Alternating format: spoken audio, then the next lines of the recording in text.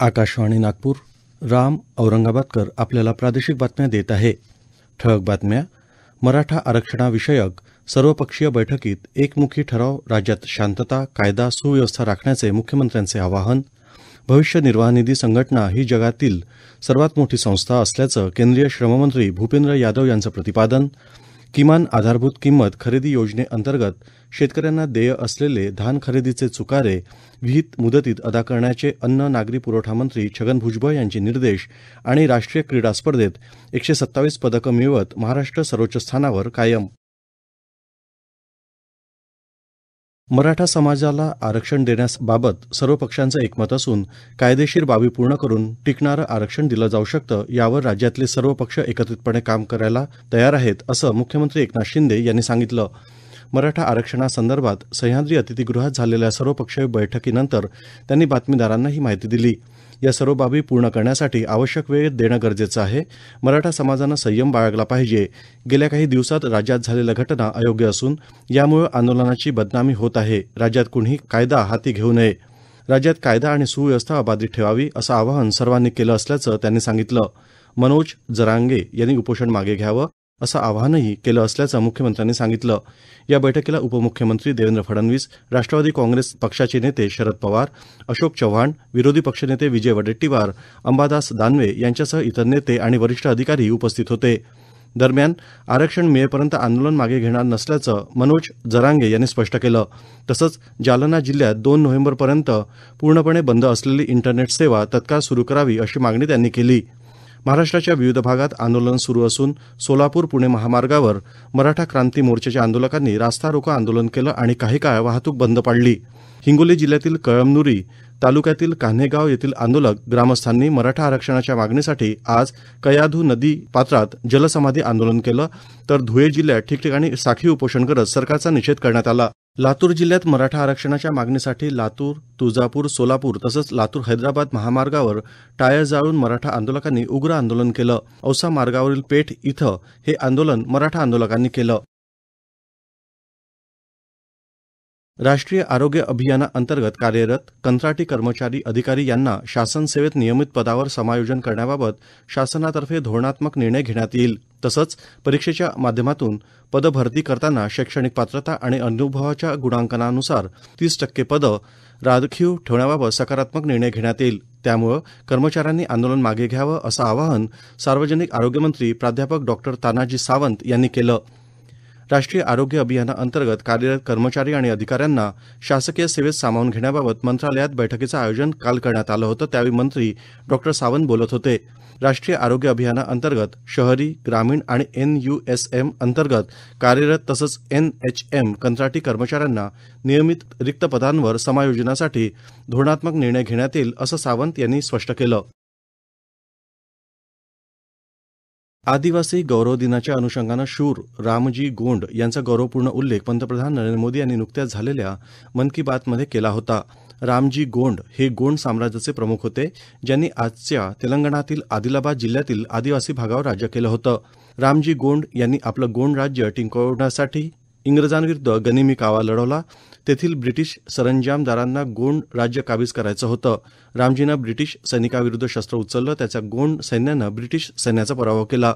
मात्र काही कालावधीनंतर 9 एप्रिल 1860 रोजी कर्नल रॉबर्ट यांना रामजी गोंड आदिलाबादच्या निर्मल गावात असल्याची माहिती मिळाली. तिथं रामजी यांच्या 1000 सैनिकांसह पकडले गेले. 9 एप्रिल 1860 रोजी रामजी गोंड आणि त्यांच्या साथीदारांना निर्मळ गावातील वडाच्या झाडाला फाशी देण्यात आली. पण या शूर वीर आदिवासी लढवय्यांनी शरणागती पत्करली नाही. देशातल्या लोकांना सामाजिक सुरक्षा प्रदान करणारी रोजगार EPFO अर्थात भविष्य निर्वाह निधी संघटना ही जगातील सर्वात मोठी संस्था असल्याचं केंद्रीय कामगार आणि रोजगार मंत्री भूपेंद्र यादव यांनी आज सांगितलं. संस्थेच्या 71व्या वर्धापन दिनाप्रसंगी ते आज नवी दिल्ली इथं बोलत होते. EPFOचं उद्दिष्ट योजनांचा सार्वत्रिक प्रसार वाढवणं आणि अत्याधुनिक तंत्रज्ञानाद्वारे त्यांच्या भागधारकांना सेवा प्रदान करणं आहे. EPFOनं दिलेल्या 8.15% व्याजदरानं सुमारे 24 कोटी खाती अद्ययावत करण्यात आली असून EPFOकडं आलेला कोणताही दावा आता 20 दिवसात निकाली काढला जात असल्याचं देखील त्यांनी यावेळी सांगितलं. या प्रादेशिक बातम्या आपण आकाशवाणीच्या नागपूर केंद्रावरून ऐकत आहात. आमच्या केंद्रावरील सर्व बातम्या ऐकण्यासाठी आणि ताज्या घडामोडी जाणून घेण्यासाठी Marathi news Nagpur all India radio या आमच्या यूट्यूब वाहिनीला नक्की सबस्क्राईब करा. किमान आधारभूत किंमत खरेदी योजनेअंतर्गत शेतकऱ्यांना देय असलेले चुकारे विहित मुदतीत अदा करण्यात यावेत. तसंच धानाची घट होऊ नये याकरिता तत्काळ धानाची उचल करण्याचे निर्देश राज्याचे अन्न, नागरी पुरवठा आणि ग्राहक संरक्षण मंत्री छगन भुजबळ यांनी दिलेत. शासकीय आधारभूत धान खरेदी केंद्र सुरू करण्यात येणाऱ्या अडचणीविषयी सह्याद्री अतिथीगृहात आयोजित बैठकीत ते बोलत होते. यावेळी आदिवासी विकास मंत्री डॉ. विजयकुमार गावित, अन्न आणि औषध प्रशासन मंत्री धर्मराव बाबा आत्राम, विधानसभेतील विरोधी पक्षनेते विजय वडेट्टीवार, खासदार प्रफुल्ल पटेल, आमदार नाना पटोले यांच्यासह विदर्भातील विविध लोकप्रतिनिधी उपस्थित होते.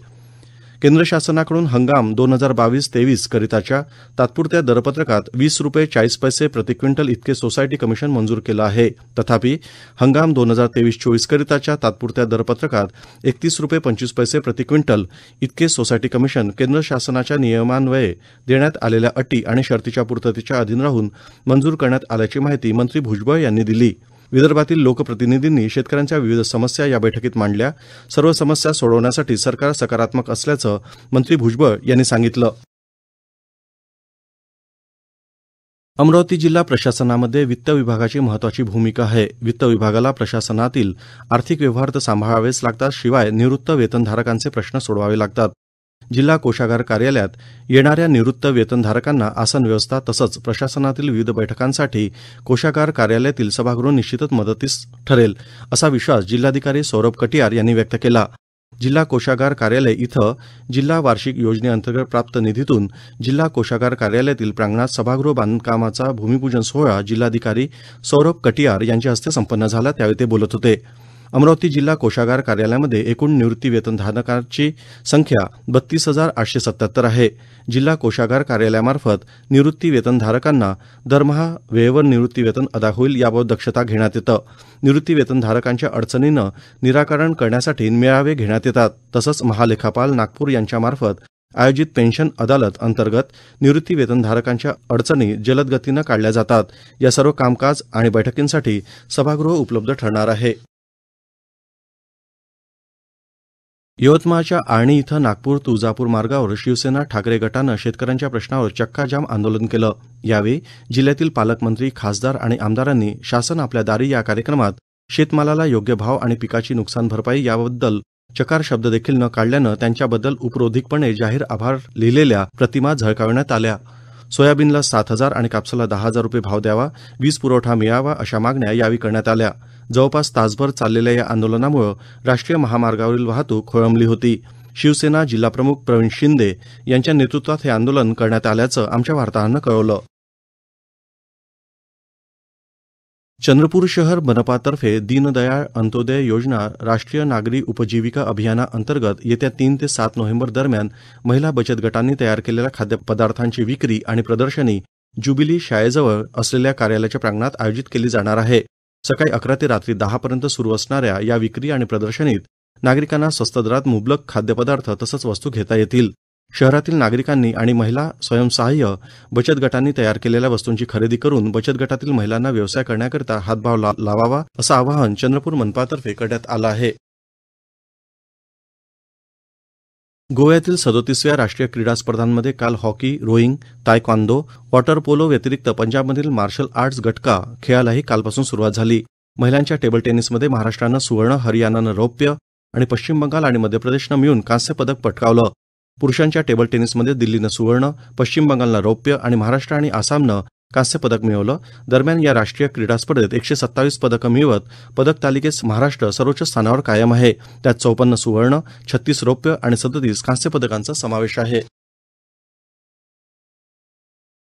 हवामान. संपूर्ण विदर्भात हवामान कोरडं राहण्याची शक्यता नागपूरच्या प्रादेशिक हवामान खात्यानं वर्तवली असून आज सर्वात जास्त तापमानाची नोंद अकोल्यात 33.6 अंश सेल्सिअस तर किमान तापमान 15.5 अंश सेल्सिअस यवतमाळ इथं करण्यात आली. नागपूरचे कमाल तापमान 31 अंश सेल्सिअस तर किमान 18 अंश सेल्सिअस इतकं होतं. याबरोबरच हे प्रादेशिक बातमीपत्र संपलं. नमस्कार.